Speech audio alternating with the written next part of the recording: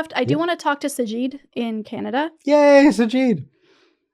Are we saying your name right? Yes. Yay, Beautiful. Sajid. All right, I'm so glad Sajid, you called welcome in. back. Thank you. We would love to hear your argument for evidence for unseen beings. Okay, sure. Well, obviously I'm a Muslim, so I believe in God and angels and the devil and things like that. I think there's two forms of evidence. There's subjective evidence and objective evidence. Okay. What's the difference? Subjective would be more like personal, experiential, like my own experiences of God and other people's experiences of God or miraculous events. Okay. Like objective evidence would be like the existence of love and beauty and evil and those kind of things. You think that makes sense? Hold on. You think love and beauty are objective?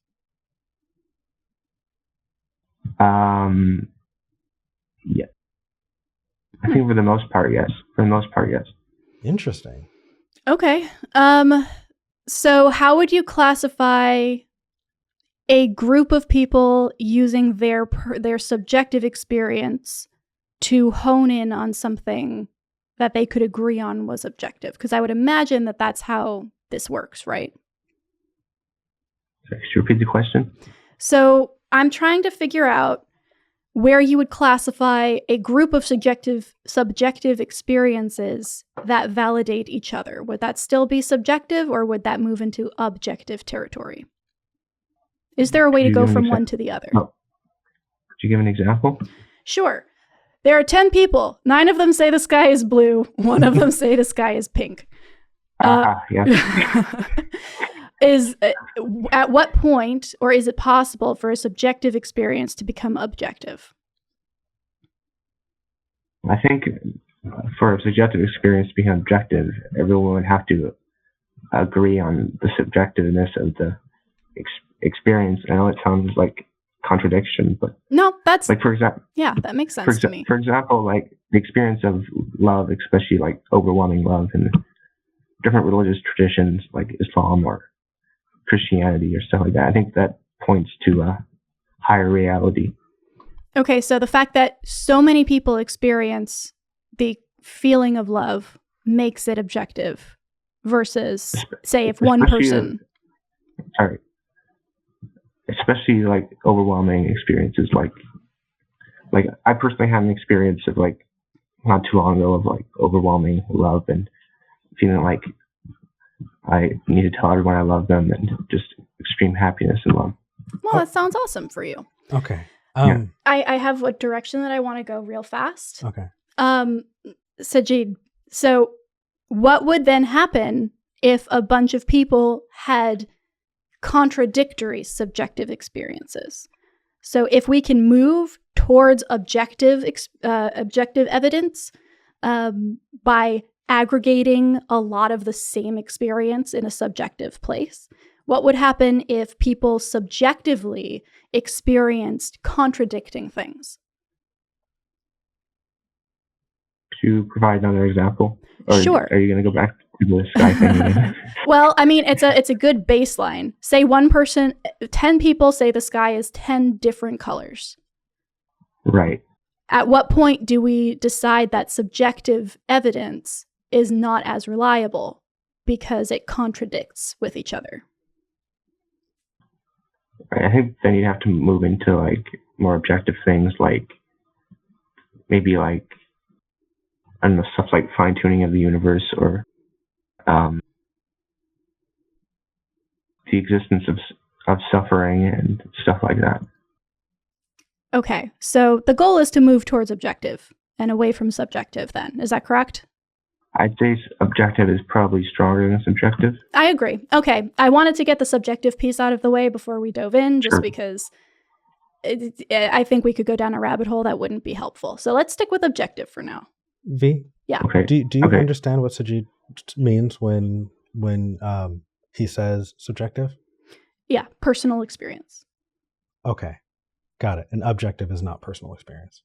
Correct. It's well, we've established that you can move from subjective experience and evidence into objective if enough people corroborate it.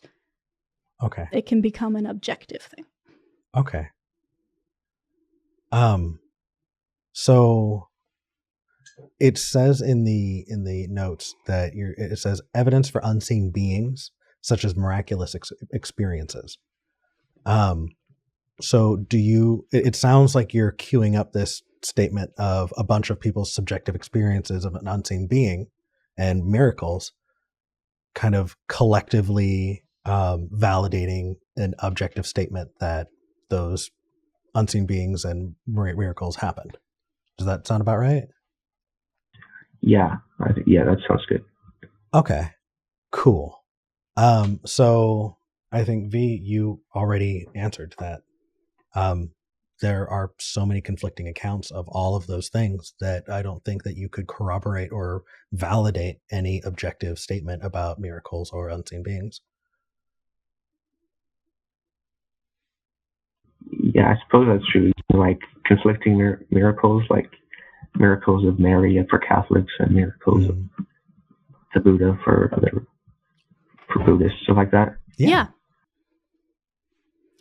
So if that's the case, then go ahead. Sorry. To my own, what I believe is the revelation from God, which is the Quran. Mm-hmm. Okay. And if we're going by subjective evidence, okay, that's fair. I believe that you have had subjective experiences that you are counting as evidence towards this belief. But we have established that the way we get to objective evidence, which is something that would be convincing to people who do not have your subjective experience, we would need a lot of corroboration from other people's subjective evidence. But what we've found from talking with people from all belief systems, we had someone call in who said that he saw which goddess just showed up at his door? Freya, I think. Freya? I think it was Freya. Yeah, we've had people call in with their subjective experiences offering evidence for gods that would contradict yours. So on the objective side of things, we're seeing a lot of conflicting subjective evidence, which is making it difficult for us to agree with you that your beliefs are correct. Does that make sense? Yeah, that's fair. I mean, obviously, for me, it's going to come down to subjective, but I wonder why. It's tricky. Why? Tricky. Why would it come down to subjective evidence in this case?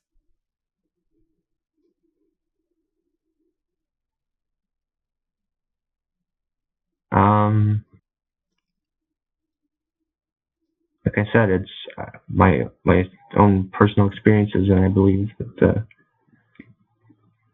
I don't know. If you had objective evidence, would that be preferable? If I want to convince more people, probably would be. Would it be preferable in convincing yourself? I mean, I think it would add more weight to my belief, probably. Absolutely. If you were walking around with a miracle that you could show people, an ongoing miracle in a bottle that you could go, hey, here is objective evidence of the power of the deity that I'm talking about, right? Well, I believe the Quran is a miracle. So okay. I think that's very flowery language, but I think that kind of confuses things in the example that I'm giving. Okay. Sorry. No, that's okay. I actually think that's a great example now that I think about it, because a Quran, I believe, was written by men. It was not written by any divine force. And because of that, I couldn't hold the Quran up, and upon investigation of the book itself, not necessarily the writing, you'd argue about that, but like, I'm saying a miracle in a bottle. It's indisputable. There's objective evidence of a miracle. You would prefer that. I know that you would prefer that. I would prefer that. Right. The fact that that's not preferable means that you're not in a good position here. And just to like put a bow on this, right?